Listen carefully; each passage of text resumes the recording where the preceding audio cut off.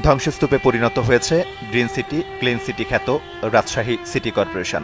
অনিশ্চয়তার কালো অমানিসায় ছেয়ে গেছে ১০০ বর্গ কিলোমিটারের এই নগরী। ১৯৮৭ সালে প্রতিষ্ঠার পর থেকে এ পর্যন্ত এমন কালো অধ্যায় আসেনি এই নগরে। ৫ আগস্ট সরকার পতনের পর পুরো নগরীতে ধ্বংসযজ্ঞ চালায় একদল দুর্বৃত্ত। তাতে বাদ যায়নি নগর ভবন সহ কমিশনারদের কার্যালয়গুলো। নগরীর ৩০টি ওয়ার্ডে অধিকাংশ কার্যালয়ে হামলার পর তাতে ধরিয়ে দেয়া হয় আগুন। উচিত তো মোটেই হয় নাই, বরঞ্চ আমরাই সেই কষ্ট ভোগ করতেছি, আমরাই সেই কষ্টতে আছি। কেন সরকারি দপ্তর ভাঙা মানে আমাদের কষ্টকর। আমরা এই দপ্তরে চলাফেরা করি, এই দপ্তরে আমাদের বহু দামি দামি কাগজপত্র যায়, আমরা নিই। হ্যাঁ, একটা পাসপোর্ট করতে গেলে আমাদের এখানে প্রতিনিধি কাউন্সিলরের কাছে আসতে হয়। এসব কাগজপত্রগুলো তো আমরা বর্তমানে পাচ্ছিও না, আমরা কোনো কাজও করতে পারছি। এই আন্দোলনকারী শিক্ষিতরা নেমে এসেছে এবং তারা বাড়ি বাড়ি গিয়ে বিভিন্ন তারা প্রচারণা চালাচ্ছেন, মাইকিং করছেন এবং অনেকেই অনুতপ্ত হয়েছেন।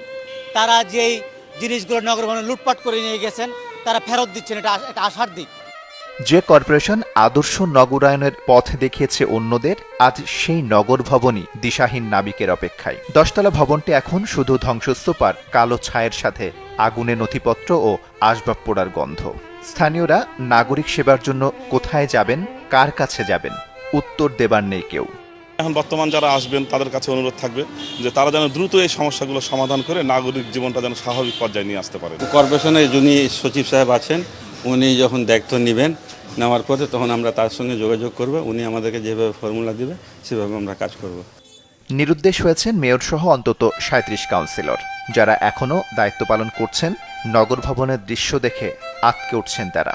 তিল তিল করে গড়ে ওঠা ভবনের এমন ধ্বংসযজ্ঞ কাঁদিয়েছে তাদের।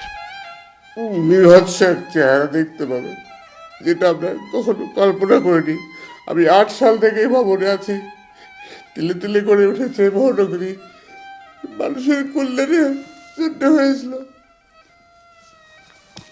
সেটা কিছু হয় উচ্ছৃঙ্খল ভবঘুরে পথচারীরা যে ম্যাসাকার করেছে, সেটা পুষে উঠতে জানি না আমাদের এই নগরী কতদিনে পরিষ্কার পরিচ্ছন্ন করতে পারবো।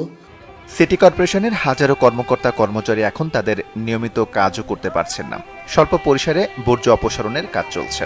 কর্তৃপক্ষ বলছে ২৫,০০০ অস্থায়ী কর্মচারীর মাসের বেতন দেওয়াও সম্ভব হয়নি তথ্য ভাণ্ডার পুড়ে যাওয়ায়। বিকাল ৪টা থেকে প্রায় রাত ২টা পর্যন্ত এটা কয়েক দফায় নগর ভবন, পুরা নগর ভবন লুটপাট করা হয়। তার মধ্যে বিশেষ করে নগর ভবনের যে কয়েকটি ফ্লোরে অগ্নিসংযোগ করা হয়েছে, সেই যে ফ্লোরগুলোতে অগ্নিসংযোগ করা হয়েছে সেগুলো সব পুড়ে ছাই হয়ে গেছে। আর প্রথম তলা থেকে ১০ম তলা পর্যন্ত যে আমাদের যে পুরো ১০ম তলায় যে কক্ষগুলো রয়েছে, প্রতিটি কক্ষ থেকে কম্পিউটার, প্রিন্টার সহ অন্যান্য যে কম্পিউটার সামগ্রী, আসবাবপত্র থেকে শুরু করে ফ্যান, টেবিল, চেয়ার কিছু ক্ষেত্রে, তো সেগুলো সব কিছুই কিন্তু লুট করে নিয়ে গেছে দুর্বৃত্তরা। থমকে গেল সিটি কর্পোরেশনে চলমান জন্ম নিবন্ধন, নাগরিক সনদ প্রদান, শিশুদের টিকা প্রদান, পরিবেশ সংরক্ষণ, ট্রেড লাইসেন্স নবায়ন, রিকশা লাইসেন্স প্রদান এবং রেল লাইনে ওভারপাস নির্মাণের মতো কয়েকটি মেগা প্রকল্প সহ জরুরি সকল সেবা। কর্তৃপক্ষ বলছে সবকিছু সচল হতে অন্তত বছরখানেক সময় প্রয়োজন। Desk report, channel 24।